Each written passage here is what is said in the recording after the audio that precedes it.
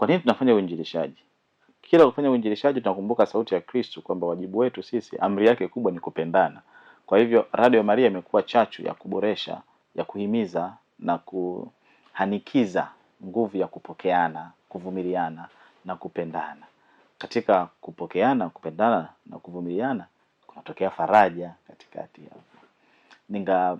kuna mfano huwa naukumbuka, ingawa sio Radio Maria Tanzania.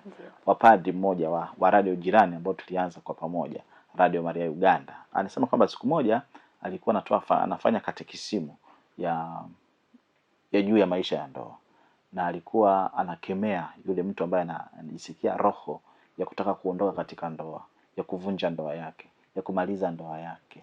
Na katika yeye alifanya kipindi hicho akiongozwa na namna yake ya maandalio ya kipindi na mada ambayo alikuwa anawasilisha.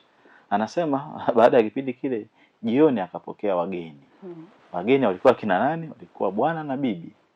Wamekuja kufanya nini? Wamekuja kushukuru. Wanashukuru nini? Walishukuru Radio Maria ilivyoponya ndoa yao. Maana wakati yule dada anataka kuondoka vile, yale maneno yalikuwa kama vile yanamchoma yeye moyo. Kwamba wewe mama unachukua begi lako sema unataka kuondoka, acha hicho kitendo. Akasema padi kama vile alikuwa ananiona ninataka kuondoka. Kwa hivyo nikaguswa kweli na nikaacha, nikagairi, nikakata shauri ya kutokuvunja ndoa yangu. Kwa hiyo tunamshukuru Radio Maria imetusaidia. Mifano hiyo pia ipo hapa Tanzania. Wengi walibadilika katika mienendo yao na miongozo yao kwa sababu ya Radio Maria. Ndio katika mantiki hiyo Radio Maria imeinjilisha. Katika mantiki hiyo Radio Maria imekuwa sababu ya kuunganisha, kuboresha na kuimarisha mapendo baina ya wanadamu. Na katika mantiki hiyo Radio Maria imekuwa faraja kwa wengi. Wengi waliokuwa wamevunjika moyo, wamekata tamaa. Wengi ambao pengine hawawezi kufanya hiki ama kile kulingana na hali zao.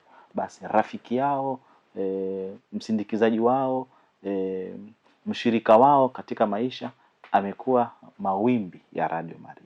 Imekuwa maudhui ya Radio Maria. Ndio asili tunasema miaka hii 30 tunapoitafakari hakika ni miaka ya uinjilishaji wa kina, upendo kama zawadi ya Mwenyezi Mungu ambayo ametuma sisi tuishirikishe, lakini faraja kama matokeo ama matunda ya wajibu na utume wetu.